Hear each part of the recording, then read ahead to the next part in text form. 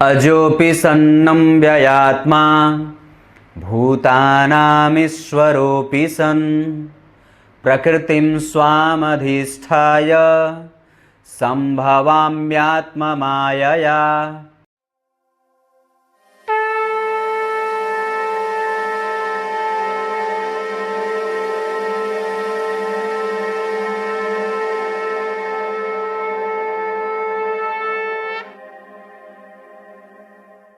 प्रिय दर्शकों नमस्कार। एक बार फिर से उपस्थित हूं आप सबके सामने गुरुवार के कार्यक्रम में बुद्ध योग पर चर्चा लेकर के। ज्योतिष के क्षेत्र में और फलित ज्योतिष में जब दो ग्रहों का एक दूसरे के साथ सामंजस्य होता है या कई ग्रहों का एक दूसरे पे दृष्टिपात होता है, कई प्रकार के ग्रहों की कुछ विशेष स्थितियां बन जाती हैं, तो वो ग्रह विशेष प्रकार से फल देने वाले हो जाते हैं।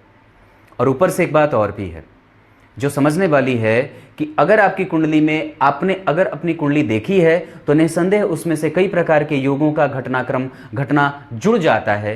कई प्रकार के उसमें योग घटित होते हैं जो वास्तव में आपके लिए बड़े लाभकारी भी होते हैं और उसको समझना बड़ा आसान भी होता है। जीवन को जीना है और उसको समझना चाहते हो कि आपके अंदर ऐसे कौन कौन से परिस्थितियों का विघटन या निर्माण हो रहा है जीवन में, या हो सकता है ऐसे कौन कौन से लक्षण हैं जो आपकी कुंडली आपके जीवन को देना चाहती है, तो उसके लिए अपनी कुंडली में योगों को बहुत अच्छे तरीके से समझ लेना चाहिए।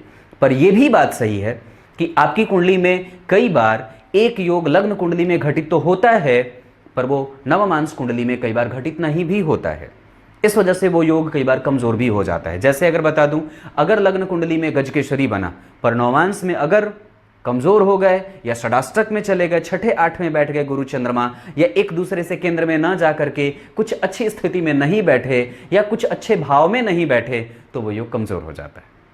यही बात प्रत्येक योगों को देख लेने से पहले इसे समझ लेना चाहिए कि आपकी कुंडली में जो योग वास्तव में घटित हो रहा है वो कितना घटित है और उसमें कितना बल मिला हुआ है उसको। आज जिस योग पे चर्चा करने वाला हूं वो सीधी सी बात है, कार्यक्रम के आरंभ में बोलेगा श्लोक का अर्थ भी बताऊंगा, बन के रहिएगा। तो कैसे देखना है, ये बुद्ध योग है, नाम से ही जैसे पता चल रहा है बुद्धिमान, और व्यक्ति को यशस्विता, तार्किक और प्रत्येक प्रकार के क्षेत्र में साम्राज्य में अपने मूलभूत चीजों से अगर उठ करके देखें तो व्यक्ति जीरो से शुरू करता है खुद को और उच्चस्थ स्थापित कर लेता है। कहने का तात्पर्य है व्यक्ति आरंभ से ही जहां प्रगति के पथ को छूने वाला होता है और जीवन में समस्त प्रकार के लाभ और ईश्वरीय सद्गुण को विकास में रखते हुए अपने जीवन में उसका आह्वान करते हुए समस्त प्रकार के लाभों को अर्जित करने वाला भी होता है। जैसे कि अगर लग्न में ही गुरु बैठे होने चाहिए, ये इस योग के बनने का प्रथम और प्रधान शर्त है। लग्न में ही गुरु होने चाहिए, चाहे किसी भी लग्न की कुंडली बनती हो, और उससे चौथे में ही चंद्रमा होने चाहिए। ये योग अगर लग्न में गुरु यहां हो तो चौथे में चंद्रमा यहां भी होंगे, मतलब लग्न से और गुरु से या चंद्रमा से गुरु का संबंध केंद्र का होना चाहिए। लग्न में गुरु तो केंद्र में चंद्रमा, 1 2 3 4, लग्न में गुरु तो केंद्र में चंद्रमा, यानी कि उससे चौथे दसवें के संबंध में चंद्रमा का होना आवश्यक है। यानी कि एक तरीके से ये गज केसरी भी बनेगा। गज केसरी का यही तो प्रभाव होता है या यही तो लक्षण होता है कि गुरु से चंद्रमा केंद्र में हो, तो ऐसी स्थिति। उसके बाद इस चंद्रमा के एक घर आगे राहु बैठे होने चाहिए, जैसे कि मैंने यहां बिठाया है। गुरु से चंद्रमा केंद्र में हो चौथे, और चंद्रमा से सीधा आगे एक घर राहु बैठे हों, और उस राहु से सीधा एक घर आगे सूर्य और मंगल जैसे दो पराक्रमी ग्रह बैठे हों। अब ये कहीं भी हो सकता है, जैसे गुरु यहां तो चंद्रमा यहां, तो राहु यहां तो सूर्य और मंगल यहां।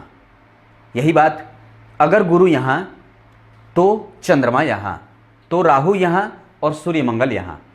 पर ये तीन तरीके से, जैसे गुरु अगर यहां बैठे हो तो चंद्रमा यहां बैठेंगे, फिर राहु यहां बैठेंगे और सूर्य मंगल यहां बैठ जाएंगे, तो भी ये योग घटित होगा। पर सर्वाधिक श्रेष्ठ तरीके से जो प्रभाव देने वाला है वो यही वाला योग है। लग्न में गुरु, चौथे में चंद्रमा, उससे आगे राहु और उससे ठीक आगे सूर्य और मंगल बैठे। ये बड़ी कमजोर कुंडलियों में, बहुत कम कुंडलियों में देखने को मिलेंगी ये बातें। पर अगर ये सिद्ध हो जाए तो निसंदेह व्यक्ति की कुंडली को मजबूती ही नहीं, बहुत ज्यादा श्रेष्ठ बना देती है। अब वहां पे आपकी कुंडली में अगर राहु अकेले भी बैठे हो या 2 ग्रह के साथ बैठे हो, शनि भी बैठे हो, तो ये बात थोड़ी कमजोर भी होगी, पर हालांकि फिर भी ये योग का प्रभाव आपको मिल जाएगा। कहने का तात्पर्य है कि अगर आपकी कुंडली में ये स्थिति बन रही हो तो निसंदेह आपकी कुंडली मजबूती की तरफ बढ़ रही है और अग्रसारित भी हो रही है। ये बात जो मैंने आपको बताई है कि गुरु से केंद्र में चंद्रमा। अब एक बात यहीं पे और बताता हूं, कोई हैं भद्र पुरुष हैं, वो ये बोल रहे थे कि अपने भाव से चतुर्थस्थ, राम जी की कुंडली याद करिए। राम किसी भी भाव के अधिपति, अगर प्रत्येक मान लीजिए, जैसे अगर यहां का अधिपति चतुर्थस्थ बैठा, यहां का अधिपति चतुर्थस्थ बैठा, यहां का अधिपति चतुर्थस्थ बैठा, यहां का अधिपति चतुर्थस्थ बैठा, तो केंद्र के अधिपति, अगर लग्न कुंडली में केंद्र के अधिपति अपने से चतुर्थस्थ बैठे हों, प्रत्येक घर के अधिपति, तो ये एक प्रकार से उसके प्रभावों को कमजोर कर देते हैं। अब वहां पे वो ग्रह जिस भाव का अधिपति है, जहां वो स्वतंत्र हो जाता है अपने प्रभावों से, और कई बार कुछ कुंडलियों में उसके प्रभाव न तो मिलते हैं और न ही वो देता है। ये स्थितियां व्यक्ति की कुंडली को कमजोरी भी देती है और मजबूती भी देती है। गुरु से चंद्रमा केंद्र में जाएंगे तो निसंदेह ये अच्छी बात है, पर चंद्रमा अपने भाव से चतुर्थस्थ जाएं तो वो कमजोर होगा। पर अगर वही चंद्रमा अपने भाव से तृतीयस्थ जाएं, नवम पंचम में जाएं, तो उनसे जब हम तुलना करते हैं तो चतुर्थस्थ गया ग्रह थोड़ा कमजोर हो जाता है। निसंदेह ये बात हर जगह सिद्ध है कि अपने भाव से चतुर्थस्थ गया ग्रह अच्छा होता है, परिणाम शुभ देता है। पर अगर हम तुलना जब करते हैं कि कौन से भाव में गया हुआ ग्रह ज्यादा अच्छा फल करेगा, तो हमें यह बात सिद्ध मिलती है कि नवम पंचम में, तृतीय एकादशवें में गया ग्रह अच्छा होता है। जैसे षडाष्टक में तो चौथे दसवें, द्वितीय द्वादश और षडाष्टक ये संबंध कमजोर कहे जाते हैं बाकी के मुकाबले। बात समझ में आ गई होगी। ये दरअसल मैंने वो जो बात कही थी कल वाले कार्यक्रम में कि अपने भाव से चतुर्थस्थ गया ग्रह कई बार कमजोर परिणाम देता, उसी पे किसी ने सवाल उठाया था, तो उसी का उत्तर मैंने दे दिया। बस बात इतनी सी है। अब आइए कार्यक्रम के आरंभ में बोले गए श्लोक का अर्थ बता देता हूं। गीता जी के 4 अध्याय के 6वें श्लोक में भगवान ने बड़ी विलक्षण बात कही है। सामान्य पुरुष जन्म लेता है, मर जाता है। जन्म से पहले उसका कोई प्रागट्य नहीं था, पर मैं स्वयं जो भगवान हैं, अजन्मा होते हुए भी मैं प्रकट हो जाता हूं और अविनाशी होते हुए भी मैं अंतर्ध्यान हो जाता हूं। भगवान की 2 शक्तियां, प्रकृति और माया, उसी के तहत ईश्वर अपने आप को स्वयं प्रकट कर लेते हैं, ना किसी के द्वारा जन्म लेने के बाद और ना मृत्यु को प्राप्त करने के बाद। वो जिस तरीके से सूर्य कभी मरणासन्न नहीं होते, चमकता है हमेशा, पर हम मूर्ख उसे ये सोच लेते हैं कि सूर्य अस्त हो गए, सूर्य डूब गए, सूर्य चले गए, पर वो जाते कहाँ हैं। अब इससे भी जो व्यक्ति ईश्वर पे आक्षेप करे तो वो उसकी मूढ़ता है कि ना, ईश्वर तो है ही नहीं, देखा तो है नहीं। पर बात यही समझने वाली है, वो अजन्मा होते हुए भी प्रकट हो जाता है